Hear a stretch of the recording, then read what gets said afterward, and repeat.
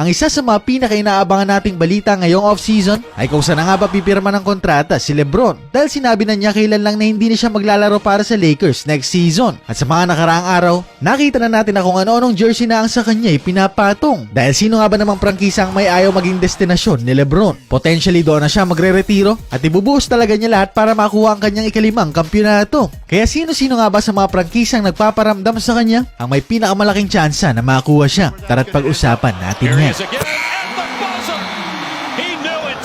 Sa dami ng teams na gustong kumuha kay Lebron, ang Golden State Warriors na ata ang pinakapaborito ng mga fans. Dahil sino nga ba naman ang may ayaw na makita si Steph Curry at Lebron sa iisang backcourt? Dream come true talaga yan para sa mga OG NBA fanatics. At mismo ang dalawang legends na yan ang nagsabi na gusto nilang makalaro side by side ng isa't isa. At ilang taon na rin nilang sinasabi na ang union na yan ay magaganap talaga. Pero ang issue rito, may mga kondisyon ng parehong partido para matuloy ang trade na ito. Si Lebron gusto munang makuha ng Warriors si Anthony Davis bago siya mag-commit doon. Willing naman ang Warriors na gawin yan para sa kanya. Pero kailangan muna raw mag-commit ni Lebron sa kanila. At dyan sila nagkakaproblema. Dahil pareho nilang gustong proteksyonan ang mga interes nila. At hindi ko rin masyadong makita, napapakawalan lang ng Wizards si AD basta-basta. Dahil hindi pa ganon kataas ang trade value niya coming off an injury. And also with Trae Young sa roster nila, they can be legit contenders sa duo nitong dalawa. Kaya as much as I want to see Lebron play with Curry, marami pang butas ng karayom ang pagdadaanan para matuloy ang pagsasama ng dalawang GOAT ng 2010s. Pero sayang no, ang ganda sanang wakas ng karera ni Lebron, playing with his greatest rival and winning a title pag nagkataon.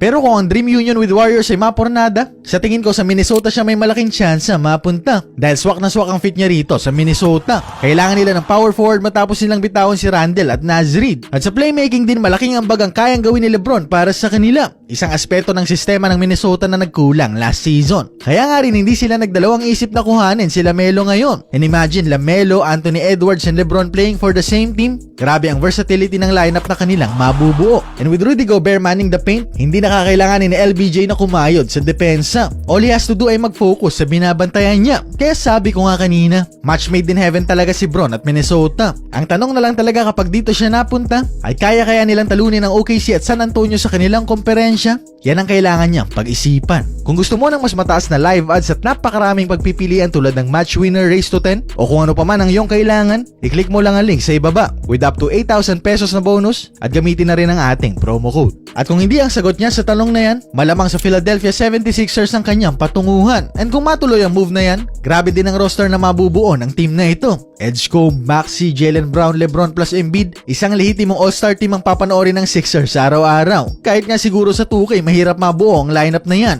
And going back, ang possible addition ni LeBron sa Philadelphia ay welcome sight lalo na kay Joel Embiid. Dahil hindi na sila magiging masyadong dependent sa injury status ng kanilang sentro. Kung ma-injure man siya, kayang-kayang saluhin ni LeBron ang iiwan niyang mga numero. And madedeload pa ng playing minutes si Embiid pag nagkataon. At mas malaki ang chansang manatili siyang healthy pagdating ng postseason. Kaya napaka-exciting talaga ng possibility na mapunta sa Sixers si LeBron. With Boston in shambles, kayang-kaya nilang dominahin ng Eastern Conference ngayon.